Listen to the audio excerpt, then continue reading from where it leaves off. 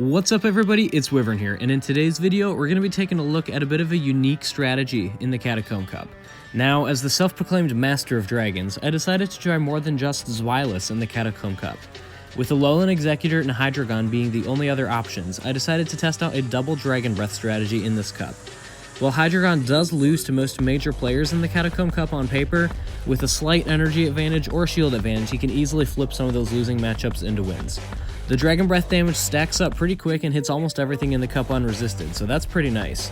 Now, my strategy in these videos is going to be to lead with a dragon, have a counter to the dragon counters in the middle, such as Alolan Graveler or Venusaur, and have the other dragon in the back. Some of those hard counters are going to be Sudowoodo running counter, Lapras with Ice Shard, Frostlass, I believe runs Powder Snow, but look out for those ice types for sure. I haven't seen much Snowy Cast form usage, so I have not tested against that one. And then the last counter that you're really going to need to look out for is going to be Vespiquen. That bug type there, it's going to be hitting that dark type super effective, but like I said, with a slight energy advantage and having a counter to some of those counters in the middle, some of these dragons are going to be able to flip those losses into wins. So let's take a look at the footage. I decided to lead with Zweilous in the first match, as well as the second one, and lead with Hydreigon in the third match, as you'll see in a bit here. We're going to get that Sudowoodo lead, which is bad for us right away. Now back to choosing my lead. There are really two trains of thought you can think of when choosing Zweilous or Hydreigon. Obviously running the same move, they'll charge energy just as fast, but Zweilous is going to get to that Body Slam a bit faster than Hydreigon. We'll get to that Dark Pulse as its fastest charging move that it has.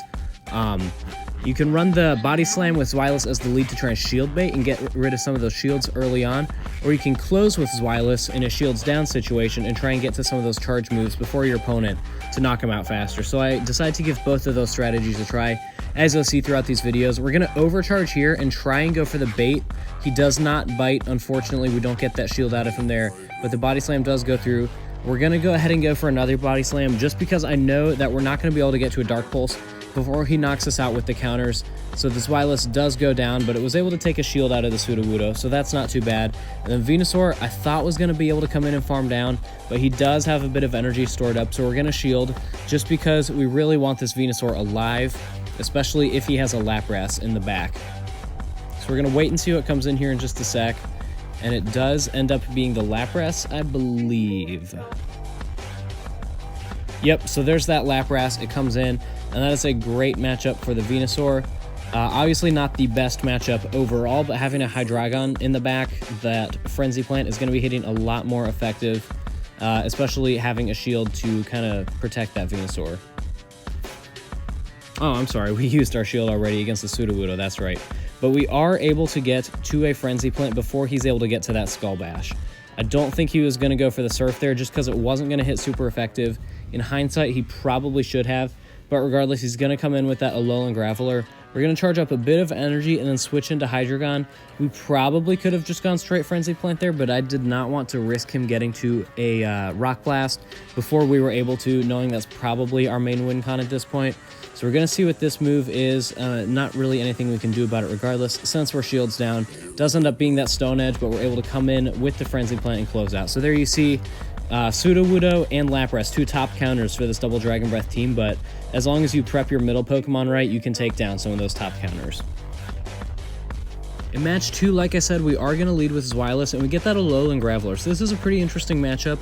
I don't remember which Pokemon wins here. I do believe it's Zweilous, but we really don't want to take a Stone Edge.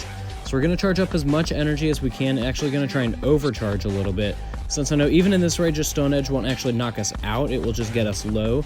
And I assume here that he's going to be shield baiting with a Rock Blast, so we're going to opt not to shield. And it does end up being that Stone Edge, so the Zweilous goes down. I panic and go for the Body Slam. I probably could have gotten Dark Pulse off, but I know Volt Switch does a decent chunk of damage, and I just didn't want to risk going down with all that energy. Doesn't super matter though, because we do get a shield out of him there, so that's not too bad on our part. However, he is able to farm us down with those Volt Switches. Gonna come in with the Venusaur now and try and farm down the Graveler. Unfortunately, he is able to get a charge move off, and once again, I think this is going to be a Rock Blast. Guys, I'm really bad at counting those Volt Switches. and it's one of the easiest moves in the game to count. So that's really unfortunate that that Stone Edge does come through. Nice play by Wizap going straight for it there. Now we're going to see what comes in, and it ends up being the Zweilous. So I probably should have gone for Sludge Bomb there instead of Frenzy Plant, but that's another time where I didn't want that Dragon Breath damage to come through and finish us off before we were able to get to a Sludge Bomb. It definitely would have been close. Our last Pokemon is going to be that Hydreigon, so we're going to come in and farm down that Zweilous.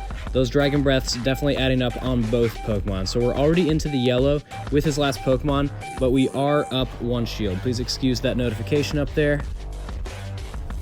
We're going to try and overcharge a bit here. Having a 2 shield to 1 advantage in this scenario is definitely very nice, but I'm wanting to charge up and fire off 2 Dark Pulses at the exact same time.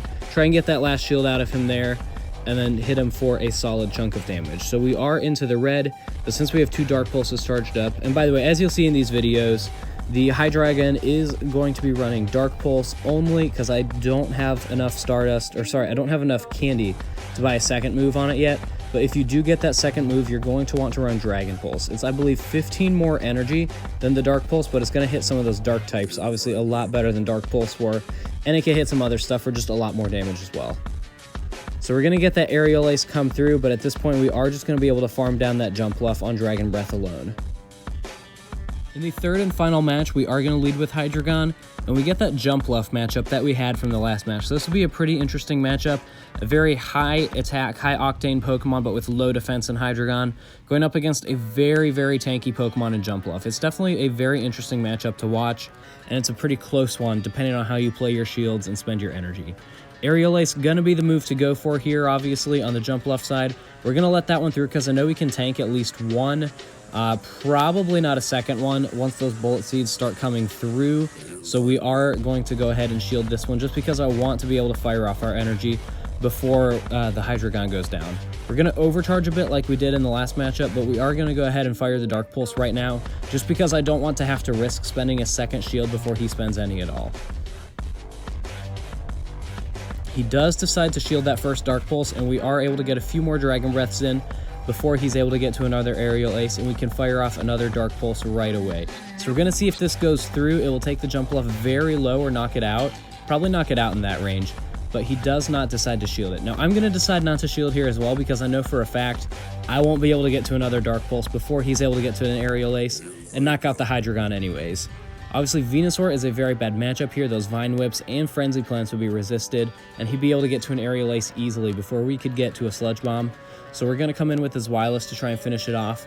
Similarly to the Hydreigon, I know he can tank an Aerial Ace, and as you'll see there, his Zweilous takes about 1/4 of its health from the Aerial Ace, whereas Hydreigon took about 1/3. So that's something to note there as well. Obviously, Hydreigon, like I said, a lot more offensive, whereas Zweilous is more defensive than the Hydreigon's going to be. So we have a ton of energy here. He comes in with the Pinsir and swaps out right away. That was a very interesting play.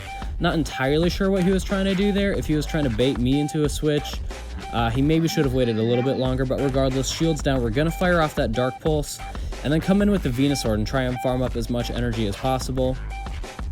Knowing that a Sludge Bomb will pretty much one-shot a Pinsir, it come very close to doing so. And since he has no shields, we don't even need to worry about baiting with the Frenzy Plant.